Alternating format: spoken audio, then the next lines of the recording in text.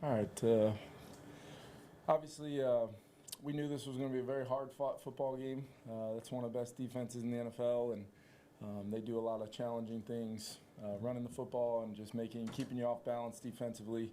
So I knew we would have to battle. We'd have to play well in the kicking game, and try to win the turnover battle and do some of the little things right. We weren't able to do that, but our guys just, as connected of a team as I've been around as far as a trip like this, 10 days, just relentless in their pursuit of trying to win a football game today. Proud of a lot of guys, proud of our team, proud of our coaches for just battling some, we had a little bit more adversity, some caused by ourselves, and we found a way to win a football game. So really appreciate all the folks that made this trip possible, starting with the people in-house with our team. We've got the best ops, the best trainers, the best strength coaches, the best nutritionists. I could not do my job without a lot of folks that put a lot of work into a trip that had not been done before. And to see our team come to life and finish the way they did is a credit to a lot of them, as well as the hosts here in London, and obviously in Dublin, our first game. It seems like we've been gone a while, and we're very much excited to get back home and try to start getting healthy, and a lot still in front of this team, but it's good to have gotten this victory here today. Just an injury update. Carson Wentz did have a left shoulder, was able to come back in the game after halftime, and then Jordan Mason had a quad contusion and also finished the game. Christian Darrisaw was part of a plan we knew at some point. Christian, based upon the high snap count last week, we wanted to be smart with CD, and didn't make it any easier as far as having to navigate the end of the game there without one of the best left tackles in football. But want to compliment CD, his willingness to continue to ramp up and continue to be such a critical factor for our team. Proud of him, and once again, just proud of our guys, but I'll open it up to you guys. Coach, what gave you the confidence to go to Jordan Addison on that final touchdown? Well, we were, a lot of those calls were really centered around, you're going fast, trying to navigate, having a few young bucks in there up front against one of the best fronts in football. So a lot of it is just trying to kind of navigate through that first, and then try to get some one-on-one opportunities for some guys. And we were able to kind of move the ball against some single high, and they were kind of disguising a little bit some split safety looks out of those single high looks, and Carson did a nice job seeing it. When we got single high, we were able to get the ball downfield. Justin made a great play on the one-on-one outside. And then we kind of got down there, and whether it was either going to be a world where they were going to try to pressure us to see if they can move us back out of field goal range if they could. So we were trying to make sure we had a plan for that. But at the same time, you got to have somewhere to go with it if they do try to play cloud, and Carson was ready for that. It was a kind of a coaching point we gave early on in the game that showed up in a got-to-have-it type situation. Are you able to tell us, Coach, why Jordan wasn't on the field for the first quarter? Yeah, we're always going to keep a lot of those details in-house, but I do think I want to share with you guys. He missed a walkthrough this week, and those types of things aren't in alignment with our standards, and wanted to make sure he was held accountable for that. But at the same time, he knows that. I thought he handled it professionally. He spoke with the team to let them know that whenever I gave him the opportunity to go in the game, they could count on him, and he makes the game-winning catch. But I love Jordan Addison. I think he's a guy that I care about tremendously, and he knows that every guy in that locker room has his back. He knows that I will never waver in my confidence and belief in him. But at the same time, we've got standards, and personal responsibility and accountability are huge if you want to talk about culture. So that's what happened there. It felt like there were a lot more moving pockets, like boots and stuff like that, in this game plan than there have been in the past couple of years for you. Was that a product of the defensive line, offensive line matchup, or am I reading it wrong? Yeah. We wanted to make sure we had a game plan to try to win the game today. Hi, Coach. Those defensive plays at the end of the second quarter to hold out the Browns. You Thought it was minimised huge. them to only the field goal. Did that give you massive boosts going in at halftime? Because you came out at the start of the third quarter with a real energy, a real driver to being able to hold them. Yeah, I think, first and foremost, you're able to, get the stop when you defer to start the game, and that kind of opens that door to a possible chance at doubling up, to end the quarter and start the second half. And we didn't do that, but I did feel like that stop, even after giving up the drive we did to keep them out and hold them to 3, was a boost. And then it was the offense's turn to go out there and stack some plays. I do believe, we had some critical penalties that eliminated an explosive run and an explosive pass today. Two fumbles that just cannot happen. So we've got a lot to clean up. It is early in the season, and I'm going to continue to challenge and push every coach, every player, to maximize what we can become as a football team by growing individually and collectively. And it always starts with me, and I've got to do that as well. But yes, there was moments in the game where I thought, like I said, the connectedness and just the team that's been bonded together through some unique circumstances over the last 10 days, but long before that as well, it showed itself. There was no flinch. There was no defense. Gets a stop. We get an incredibly short field, and we fumble the ball on the first, darn near in field goal range, and we fumble that ball, have an error up front, and allow immediate penetration. Those things can't happen consistently if you want to win games. I'm excited we were able to battle and go finish the way we needed to, but there's still a ton of improvement that has to happen for our football team, and like I said, it starts with me. Kevin, as a former quarterback yourself, on the final drive prior to it, what would you say to Carson Wentz? This Browns defense got 3 sacks in the game, Yep. causing problems throughout the whole 4 quarters. What were you saying to Wentz prior to that drive as he went on to throw to Addison to win the game? Yeah, I just, it can be in the back of a guy's mind when he knows he's got some young guys in there against the front like that. I just told him to trust me.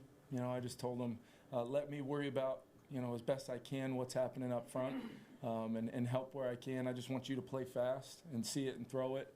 And I thought he had some incredible throws to move us down the field in that sequence and score.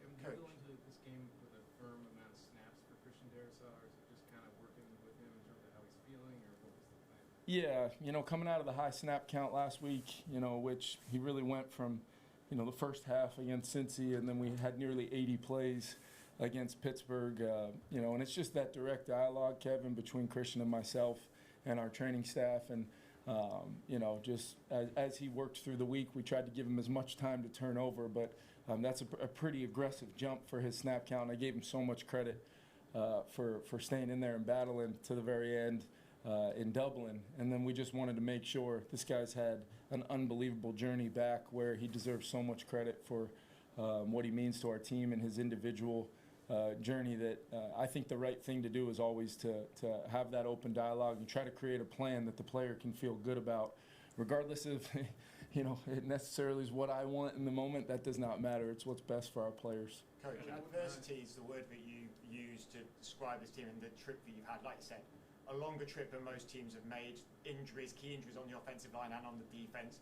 JJ come in but not being able to play either, and the guys have all been stepping up. What is that a testament to the character and the strength of this team, and how proud of you are you of the guys that have stepped up and had to start effectively? Yeah, I'm not sure anybody's had a trip like this, but it's definitely on the podium for the longest, I would believe. I don't want to. I'm sure that there's something I don't know, but what I would tell you is this: there's moments throughout a season that might not always be in alignment with the reactionary world of our game being the most popular game on the planet. And I understand, and our team understands certain aspects of things that get discussed and talked about and the narratives that get formed. But our locker room is cleansed of that. Our locker room is just about the right stuff. It's hard to explain. We call it the invisible presence. And it's something that needs to be built and carved and shaved to each individual team every single year. But it's important, and it's something that matters. And I'm sure there's going to be people that listen to that and think that's the strangest thing they've ever heard. But so be it. It matters to the Minnesota Vikings. Coach, Carson Wentz, 2 wins out of 3 now. Is this beginning to look like potentially it's his job to lose? How are you evaluating the quarterback situation going forward? Yeah, I'm just excited we got the win today, and we're going to move forward in this bye and get as healthy as we can at all positions and attack this thing through the next few games. Coach, speaking of the bye week, last year obviously you went into it 5-0 and then lost to 2 coming out. Yep. Now you're 3-2. How can you ensure that you're going to be sharper coming off the bye this time, especially when you're going to be playing the Eagles and the Chargers? Yeah, so I think it's really important first and foremost that we exhaust our opportunities to get healthy. We've been pretty banged up at some critical spots. If you're just looking at the original intent of your starting 22 guys, 25 guys or so that you hope to really lean on. So we've got to get healthy, and I think we've got to use the time as a coaching staff to figure out what is the identity of this year's team, and it's been hard to really figure out exactly what that looks like, just as it's been such a game-to-game, really in many ways day-to-day approach, just trying to maximize our preparation, just trying to improve and continue to elevate the floor of our team, because that floor has been called upon. We're 3-2. We're going to be able to go home after what's been a trip that has required some things out of a lot of people, and we got 1 win on this trip. We would have loved to come away with 2, but we were relentless today in our pursuit of just finding a way to win a football game against a good team. How would you describe what Justin gave you today? Yeah, he is a guy that I've been so proud of the way he's led our football team through training camp, and I'm old enough to remember when he had an injury that knocked him out of nearly all of training camp, and he was still one of our most dynamic leaders on the field. You guys, Alec, you were there every day. You felt him. But it's his ability to rise to the moment. And, I thought the catch down the middle was a pretty critical one, even though we didn't end up getting points, I believe, on that drive. And then he makes the play down the right sideline. And just our team feeds off of 18 in so many ways. And we have so many explosive players on the outside. TJ, Josh, TJ Hawkinson's another guy, Alec, that we're asking a lot of him right now that doesn't necessarily coincide with him being one of the best route running tight ends in the NFL. And there's some sacrifice going on all across our football team to do whatever is required to win one game. And that mentality can be a powerful thing as we inevitably start to get some guys back. I told our team the other day, the good news is, a lot of our guys that we have down right now, they will return. And we can start to really figure out exactly what we are as a team. But I still think the growth and the identity you're forming, through these opportunities, you only get 17 of them, and there are none to take for granted. We need to be razor sharp in preparing to win however we need to win, and metrics and all the, we did a lot of things to lose the game today, but you'd never know it just watching our guys compete and just continuing to play the next snap. And that is a unique characteristic of teams that will find a way to navigate the journey ahead. Last two, just on the final drive, after you went into a little bit of a rut in the sort of third and fourth quarter, just after the opening series in the second half, how do you go about sort of implementing a sort of flow for that final drive? Like, how would you go about finding that again when you've got a must-have-it situation? Yeah, it's first and foremost, my brain hurts right now, if I'm being honest with you. Navigating that at the end and just trying to make sure that our team maintained their poise, specifically on offense, knowing that we had to travel a good bit there to try to get 7 to win the game. But what I would say is you go back to, the rut, we have the type of drive where we're very, we're able to stack plays to start the second half when we go down and score. And I made a bad play call. We'd been running some quick game on a 1st and 10, and we thought we had kind of help prepared, and we ended up getting an inside move on a 1st and 10 that taking a double move to Jordan Addison had been set up and might have a chance for it. But that's the risk reward proposition that you battle as a play caller on game day. It's hard defense to drive the ball over and over 12, 13, 14 plays. You're going to need some explosives mixed in against that group. Because their goal is to try to make you snap it one more time and one more time and one more time and then force the negative. We gave it up too easily. I thought when we didn't move the ball, it was either a turnover, they punched one out. We obviously fumbled that, a critical play fumble in the second one. And then just there were some, penalties that force you into those long yardage situations that they're foaming at the mouth for those plays, and you try to avoid them and navigate that while also picking your spots to see if you can take a chunk or two to try to get into that area where we feel pretty confident in our red zone plans. If we, when we can get down there, we feel comfortable and confident that we're going to find a way to punch it in. Taking a broader look at this, I know you're still in this trip, I guess, but just taking a broader look at it, did it play out like you had hoped it would? Win-loss maybe aside, but just in terms of the overall anticipation of it and how it kind of executed? Yeah, I think, one thing for sure is my confidence level to take on the endeavor that it was one that was very strong because of the people that I get a chance to work with, players included, coaches. This was a tough week on coaches. We try to maximize our time with the players, but at the same time, coaches are not exactly on that player schedule, and I've asked these guys to just empty the clip or empty the tank, I should say, and just give everything they possibly have and whatever it takes from a game planning standpoint. Maybe having conversations about what would it look like, if CD hit his snap count or he told us it was time. How would we play that game? So we really tried to do everything we could to uncover every stone and make sure that we were prepared. But my confidence, because of the people that help us do these things, guys like Paul Martin, who our fans won't know Paul Martin, but they should, because he's a heck of a travel agent if you need one. But people like Tyler Williams, people like Ben Hawkins, Chuck Peterson. There's these names that hit my mind of why I was confident in it. Kevin, with all that being said, it was a unique thing for everybody to navigate. And I told our players the other day, if you're looking for excuses, you'll find them.